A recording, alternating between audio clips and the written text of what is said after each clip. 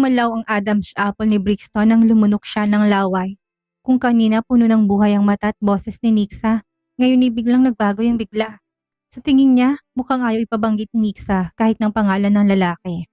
Iginagalang naman niyang idesisyong yon ng pinsan. Malamang ay labis tong nasaktan sa mga nangyari sa kanila nito. Imposible, hindi ba? Ang malaking tanong doon ay may kagaya pa ba nilang dalawa sa panahon natin ngayon? Ha, Brixton? Nixa, I'm really... Pwede ba, Natalio, huwag mo nang tanungin ang nakaraan ko? Mag-focus ka na lang sa sarili mong problema. Kilala mo ko, lalaking version ako ni Daddy. Malakas, matatag at saka maganda. Maraming nagkakagusto din sa akin. Isa pa, hindi lang naman siyang nag-iisang lalaki sa mundo, no? Ang dami nila. Nagiging bulag lang ang mga mata ko ngayon. Ang dami nga, Nixa, pero isang tao lang naman ang alam mong mahal mo. Mamahalin mo siya lang naman yun. Pagkasabi noon ay tinawid na ni Brixton ang kanilang pagitan. Alam niyang isa siya sa dahilan kung bakit unti-unting naging malayo ang loob nila ng lalaki noon. Ginawa niya kasi itong kaibigan. Sinama sa lahat ng mga naging lakad niya. Magandang kanilang relasyon noon ni Nixa, ngunit nang dahil sa kanya napasama yata ang takbo ng relasyon nila. Sa kanilang magkakapatid na lalaking yon na dapat ay sa Paris lahat mag-aaral gaya ng gusto ng kanilang magulang. Ang lalaking yun lang ang tumanggi sa magulang nito upang makasama niya si Nixa sa US dahil ayaw niyang mapahiwalay dito. Nakaabot pa nga sa kanila noon na nagkasagutan daw nitong iba niyang mga kapatid at maging mga magulang. Pero dahil magkaiba sila ng course, naging mahirap ang lahat at isa pa naroon si Brixton na laging third wheel. Kung ano pang nangyari sa kanila, tanging ang pinsang si Kayla lang ang may alam. Ayaw niyang ungkatin at ipakwento pa dito iyon dahil baka yun ang ikasira ng kanilang magandang relasyon bilang magpinsan. At baka i-blackmail pa siya. Ano bang ginagawa mo, Natalio? Nahihibang ka na ba? Bigla si Nixa nang walang ano-ano yakapin siya ni Brixton ng mahigpit. Pinandilatan niya na ng mga mata ang lalaki para takutin, ngunit hindi epektibo. Kapag may nakakita sa atin na hindi alam na magpinsan tayo, iisipin nila na may relasyon tayo. Tigilan mo nga ako. Gusto mo magka-iskandalo? Ano namang pakialam natin sa kanila? Saka ikaw yan, takot na lang nila na magpakalat ng rumor tungkol sa'yo ni Kayla. Mahinang natawa si Nixa. Ano pa nga ba nga asahan niya kay Brixton na walang pakialam sa paligid pero duwag naman pagdating sa ibang mga bagay. Kagaya na lang ng kanyang tunay na pag-ibig. Saka may punto ito na maraming ang takot na gawin sa kanyang bagay na yon. Hindi dahil siya ito, kundi dahil siya anak siya ng isang kilalang Nick Bentacourt. I'm okay now. You don't have to worry. Some people in our life can't be kept. I just need to accept it, Brixton. Tugon ni Nixa nang mapanatag ng kalooban ng kanyang pinsan. Nakikita niya kasi sa mga mata nitong labis na agam-agam niya. Inihatid ni Brixton si Nixa sa parking lot matapos ng ilang sandali nilang pagyayakap. Natalio, mukhang may nakalimutan ka. Sakay na ni Nixa sa loob ng sasakyan. Muli na itong nakangisi. Pinangunutan ni Brixton ng pinsan ng noo. Hindi na naman masundan kung anong sinasabi nito sa kanya. Ano na namang? Si Piper, yung fiancé mo. Balik ka na sa loob. Baka umiiyak na yon dahil iniwan mo siyang mag-isa. Pang-uurat pa ni Nixa na halos makita na naman ang ngala-ngala sa malakas niyang pagtawa. See you when I see you, Natalio. Ingat sa pagmamaneho, Nixa. Huwag masyadong mabilis. Wala ka sa car racing. Sumaludo lang sa kanya si Nixa at saka matuling umalis. Napakamot na sa kanyang ulo si Brixton. Ang lakas talagang mang-asar. Kakasabi ko lang na dahan-dahan. Talagang binilisan niya pang takbo. Hindi sinunod ni Brixton ang sinabi ng pinsan. Hindi siya bumalik sa loob ng venue para sa kanyang fiancé na naghihintay pa rin sa kanya sa loob ng bumalik. Nanatili lang siya sa labas. Dapit hapon na yon, nag-aago ng dilim at liwanag. Ilang beses siyang bumuntong hininga. Napalingon siya nang marinig ang pamilyar na boses ni Seska at Benedict na paalis na rin ang lugar. Sabay silang naglalakad, muli niyang hinagod ng tingin ng babae. Malaki talang nagbago dito ngayon at sobrang kapuna-puna na. Meron na itong self-confidence na wala naman siya dati pa. She changed a lot. Mahinang bulong ni Brixton na tanging sarili lang niyang nakakarinig. Sa gitna ng dilim may nagawang magtamang mga mata ni Seska at Brixton. Gaya na nakasanayan, si Seska ang naunang nagbawi ng kanyang paningin kay Brixton. Hindi niya pa rin kayang salubungin ng mga titing nito at labanan. Gusto ng kanyang isipan, ngunit hindi yun kayang ibigay ng kanyang katawan na nagagawa pa rin ditong tumiklop. Diretso lang sila ni Benedict patungo ng sasakyan. Sumilit sa isipan ni Brixton ang sinabi ng ama na may kasintahan na si Seska. Si Benedict ba talagang lalaking tinutukoy nito? Imposible. Kung mangyayari man yon, dati pa sana yon. Did they sleep together like them? Napahawak na si Brixton sa kanyang dibdib na sa mga sandaling yun ay pakiramdam niya ay may libo-libong karayom ang tumusok. Sinundan pa ng mga mata ni Brixton ang sasakyan nila na mabilis na rin naglaho sa kanyang paningin.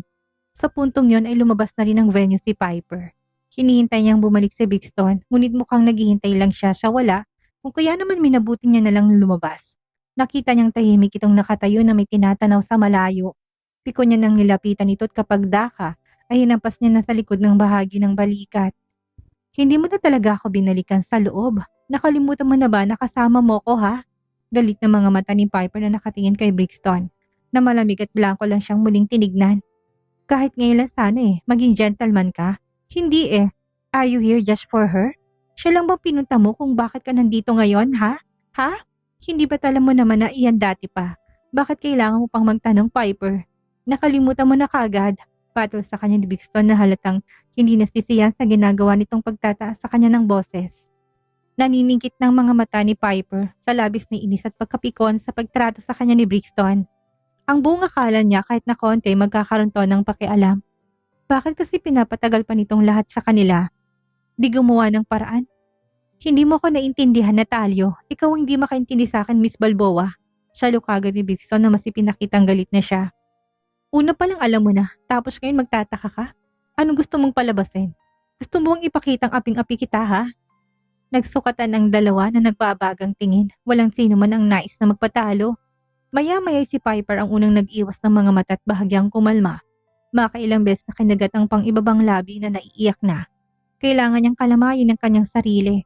Kahit na punong-puno na siya at abot na sa sukdulan ang galit kay Brixton. Hindi siya pwedeng mawala sa kanyang sarili ngayon. Lalo na't nasa public places din sila ng kanyang fiancé. Bakit kasi hindi ka pa gumawa ng paraan? I'm looking for it now. Wag mo akong madaliin. Putol sa kanya ni Brixton na nahulaan ako anong kanyang sasabihin. Kung gusto mo't madaling-madali kang matapos na to't makawala, ikaw na lang ang gumawa. Okay, piko na mong kaya ni Brixton.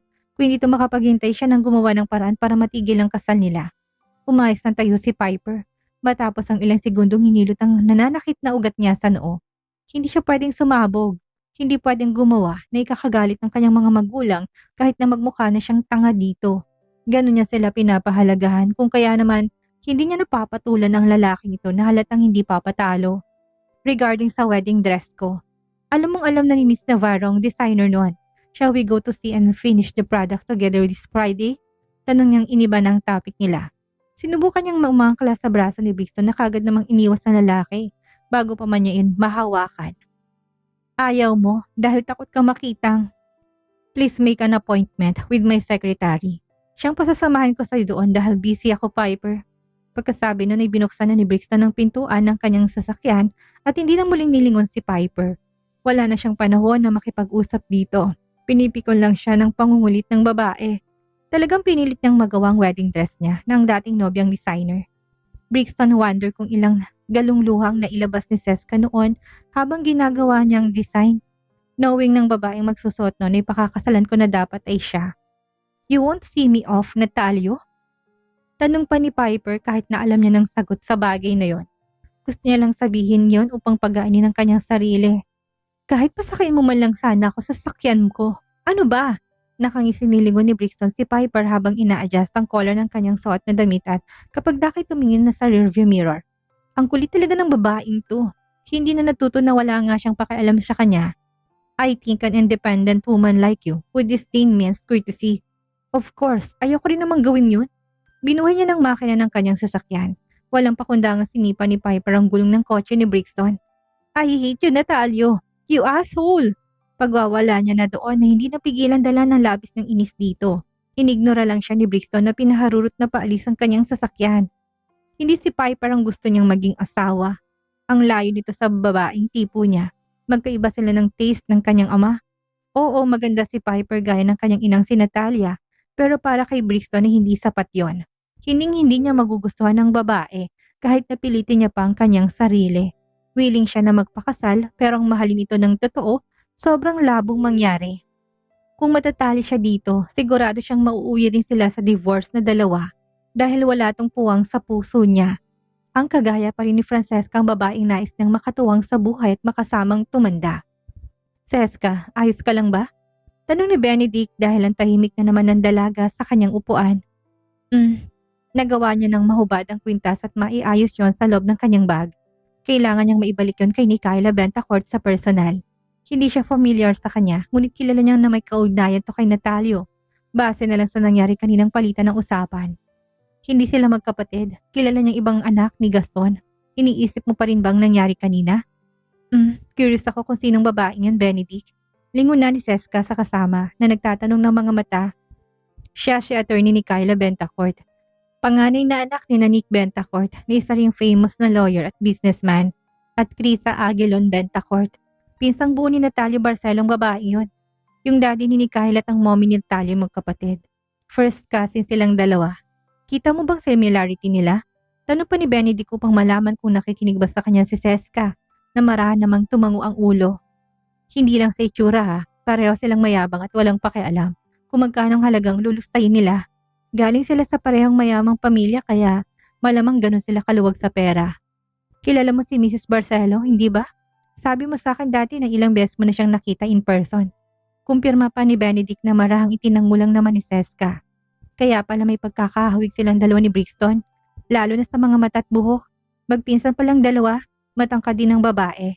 Sexy, maputi siya. Siya yung tipo ng babaeng lilingunin ng mga lalaki at babaeng madadaanan niya. Maganda't parang super cool na magiging kaibigan.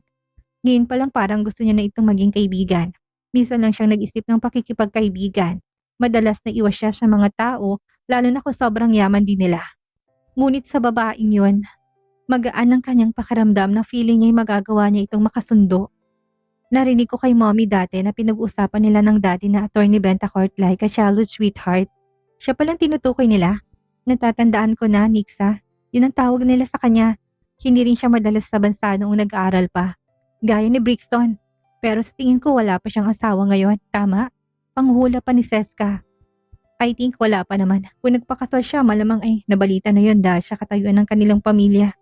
Ito pa pala, Mr. Barcelo and Attorney Bentacourt were close. Parang sila magkapatid, hindi lang magpinsan. Gusto sana kitang balaan na huwag kang masyadong magtitiwala sa abogadong yun. Tuso yun, saka kinatatakutan talaga. Kaibigan ka niya ngayon, bukas mortal ka ng kaaway. Oras na may hindi siya nagustuhan na ginawa mo. Iwasan mo siya. Hindi na nagsalita pa si Seska na nanatiling mga mata sa labas ng sasakyan. Muling bumalik ang isipan niya sa itsura kanina ni Natalio. Aminin niya man o hindi, sobrang gwapo pa rin talaga ng lalaki sa paningin niya. Nagkaroon man siya dito ng galit. Hindi pa rin nagbago kung paano to tignan ng kanyang mga mata. Hindi nagbago. Ihatid pa ba kita sa pintuan ng apartment mo? Tanong ni Benedict pagdating sa entrance ng apartment building. Wag na, sagot ni Seska na bahagyang natawa sa offer ni Benedict. Alam kong pagod ka na rin, ingat ka pa uwi. Pinanood ni Benedict na kalasin ng suot ng seatbelt ni Seska at bumaba ng kanyang sasakyan. Sinundan niya ito ng tingin habang naglalakad ng mabagal. Biglang may sumagi sa kanyang isipan kung kaya naman tinawag niya na ito. Seska, otomatikong tumigil sa kanyang paglalakad ang dalaga at nilingon ng sasakyan ni Benedict na naroon pa rin. The night wind ruffled his hair, adding a bit of sexiness to him. Puno ng katanungan ng mga mata ng dalagang nakatingin. May nakalimutan ka sabihin sa akin, Benedict? After ng New Year, hindi ba may usapan tayo na babalik ng US? Marahang tinangon ng dalagang kanyang ulo. Anong problema doon? Ilang araw pa rin bagong New Year. Huwag sanang magbagong isip mo. Hindi ba sasama ka pa rin naman sa akin? Alanganin itong tanong, nag-aalala. Muli pang tinangon ni Seska ang kanyang ulo. Naguguluhan na sa reaksyon ni Benedict. Hindi ba't yun ang gusto niya? Bakit kailangan niya tanungin siya nito? Mukha bang hindi siya sasama? Ano naman ang gagawin niya dito sa bansa? Anong pinag-aalala mo? Bakit magbabagong isip ko? Hindi ba napag-usapan na natin yon bago tayo umuwi? Napakamot na sa kanyang batok si Benedict. Gusto niya lang siguraduhin. Mukha kasing masigasig si Brixton na suyuin si Seska at muling kunin ang loob nito. Ayaw naman niya na umabot sa puntong kailangan ni Seska na mamili sa kanila. Doon palang itsak na luging-lugi na siya. Nakita niya kung paano tumahalin noon ni Seska at mahirap turuan ang pusong kamuhian ng lalaki. Kahit pasagat sa butong galit nito. Matatabunan niyo ng pagmamahal niya. Wala lang, iniisip ko lang na baka magbagong isip mo at gusto ko lang masigurado. Bakit ko naman gagawin yon? Sige na, alis na. Baka abutan ka ng traffic. tabi niya sa sinunod naman na lalaki. Pinanood niya ang pag-alis ng sasakyan nito. Nang mawala na yun sa kanyang paningin ay muli siyang humakbang paabante. Lumulan ng elevator. Ilang oras lang ang nilagi nila sa labas pero pakiramdam niya naubos ang energy niya. Sinundan niyang likod sa pader ng elevator at inip na pinanood ang numero paakyat ng palapag ng apartment niya. As soon as Seska got out of the elevator, she saw a slender figure leaning against the door of her house. Kung anong suot niya kanina sa charity auction, yun pa rin ang kanyang damit ngayon. Matayog lang siyang nakatayo sa harap ng pinto. Si Natalia Barcelo, natatarantang muling pumasok si Seska sa elevator na kagad namang nahagip ng mga mata ni Brixton. Inilang hakbang niya lang ang kanilang pagitan at bago sumarang pintuan noon, inagawa niyang hilahin ang bulto ng katawan nito palabas. Hindi niya ito binitawan. Dahil sa lakas ng hila niya, muntik mapabali ang katawan nito sa malapit na pader. Saan ka pupunta? Hinihingal na tanong ni Brixton sa kabang muntik na siyang masaraduhan ng pintuan. Hindi man lang siya tinignan ni Seska na parang hindi nakita. Nanatiling nakatayo doon ng dalaga, nag-iisip ng gagawin. Anong gagawin ng lalaki doon? Hindi ba't wala na sila? Ano pong pinunta niya dito?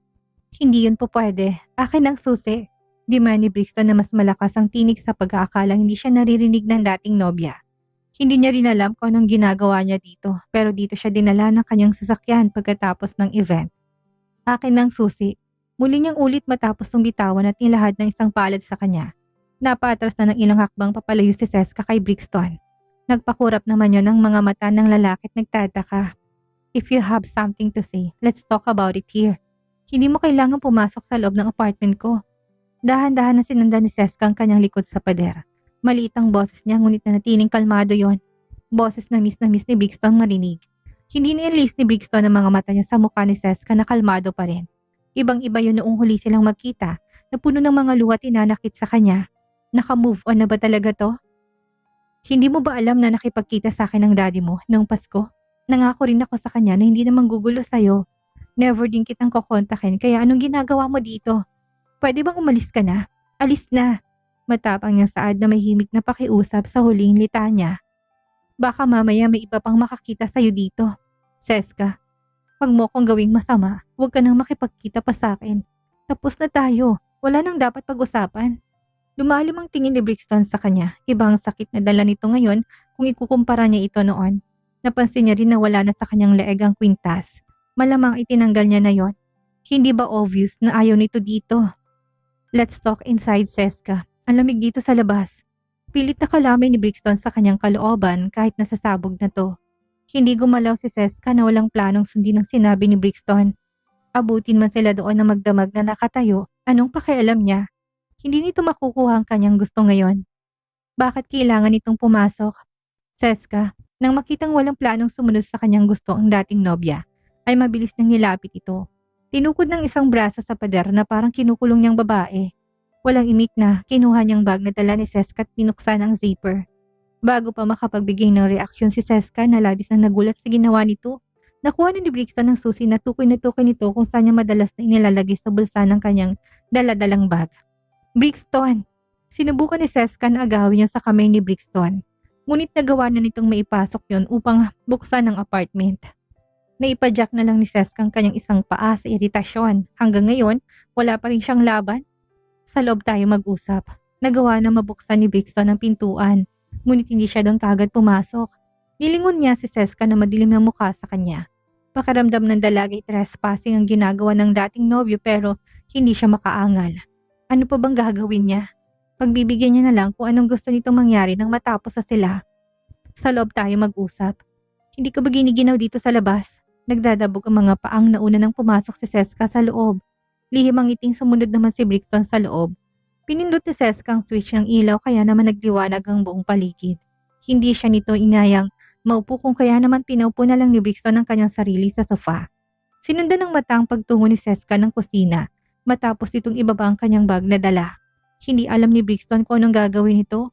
Ngunit nang maamoy niyang pamilyar na kape, nahulaan niya kung anong pakay nito sa kusina. This reminded him of the days when they lived together. Habang uminom siya ng kape, gatas naman ang pinagkakabalahang laklaki ni Seska sa harapan niya. Hindi na natiis ni Brixton at sinundan niya ng babae sa kusina upang tingnan kung tamang ginagawa nito. Hindi mo pa rin pala nakakalimutan kung anong gusto ko kapag ganitong malamig ang klima. Matalim ang mga matang nilingon na siya ni Seska na naging dahilan upang matigilan si Brixton. Sa paglapit pa sana, naitikom na ni Brixton ang kanyang bibig ng maingay na haluin ni Seska ang tasa ng kanyang black coffee na hinanda. Sa lakas noon ay may konting natapon na kagad naman niyang pinunasan ng tissue upang hindi napuntahan ng langgam. Matagal na tayong tapos, Mr. Barcelo. Kung ano man ang namamagitan sa ating dalawa, wala na yon. Hindi na natin kailangang balikan pa. Bisita kita at kailangan alokin man lang ng maiinom, lalo na't malamig ang panahon. Huwag mong bigyan ng ibang kahulugan ang ginagawa kong ito. Dahil nagiging maayos lang ako dahil bisita ka. Bisita na wala malang pasabi sa akin na may planong pumunta dito sa apartment ko. Nitong nilagi na sa lababo ang kutsaritang pinanghalo. Malakas ang pagkakabagsak niya doon at ipinapakitang naiinis siya kay Brixton. May fiancé ka na at may boyfriend na rin ako. Hindi tama na magkita tayo ng ganito. Lalo na kung tayo lang dalawa. Ang pangit tingnan kung saan anggulo pa yon kahit na alam naman natin na wala tayong masamang ginagawa. Oh, heto ng kape mo. Pagkaubos mong inumin yan ay umalis ka na. Abot niya pa ng tasa ng kape na hindi naman na tinanggihan ni Brixton. Tinanggap niya yon bago pa man ito mabanlian at mapaso. Binaba niya yon sa gilid at humakbang palapit kay Seska. Anong ginagawa mo? Doon tayo sa sala. Matatawag bang boyfriend mo si Benedict? Well, yeah, boyfriend. Kaibigang lalaki. Walang involved na emotion. Tama, kasi kung boyfriend mo siya, gaya ko noon, bakit hindi siya nakatira dito? Bakit sa baba ka lang niya inihatid? Hindi ka niya man lang pinanood na pumasok ng pintuan ng apartment mo upang masiguradong safe kang nakauwi. Napaawang ng bibig ni Seska. Paanong nahulaan yun ni Natalio? Dahil ba kilala siya nito? You are not good at lying, Francesca. Kilalang kilala kita kapag nagsasabi ka ng totoo at nagsisinungaling lang. Hindi mo boyfriend si Benedict. Sasabihin mo ba sa aking ibang lalaki? Napakurap na mga mata ni Seska. Hinagilap ng tangkay ng baso ng kanyang warm milk at tumakbang na patungo sa sala. Iniwan niya si Brixton sa kusina. Sinundan naman siya ni Brixton doon, buhat ang tasa ng kanyang kape. Let me take care of you, Seska. Nangalit ng ngipin ni Seska nang marinig ang sinabing yun ni Brixton na ang tingin sa kanya ay mahina pa rin. What kind of care, Natalio? Bibilan mo ba ako ng bahay? Sasakyan at bubuhusan ng walang ubos sa pera? Gusto mo ko maging kabet? Walang pagkakaiba yun doon. Naririnig mo ba sarili mo? Maaring para sa iyong pag-aalaga lang yun ang tama, pero sa akin hindi. Alam mong ayaw ko maging kagaya ng tunay kong ina. Bakit pilit mo akong ginagawang kagaya niya? Hindi ba at kaya kang gagalit sa kanya? Dahil yun ang pagkakakilala mo? Anak ako sa labas ng tunay kong ama. May asawa siya. Tapos ngayon gusto mong kung ano ang kapalaran nila'y gagayahin ko? Bakit ba ha? Kinagat na ni Seska ang kanyang labi. Hindi niya na mapigilan na maging malungkot ng dahil doon. Dati naman seryosong kanilang relasyon. Tapos ngayon gusto na lang siya nitong maging kabet? Hindi siya papayag sa nais nito. No, ayoko. Hindi ako papayag sa gusto mo. Pabayaan mo na ako. Maging masaya na lang tayo para sa isa't isa. Pwede? Alright, sorry. Tanging nasabi ni Brixton na sinimulan ng inumin ng kanyang kape. Binalot sila ng nakakabinging katahimikan. Hindi na uli sila nagkatinginan at nag-usap pa.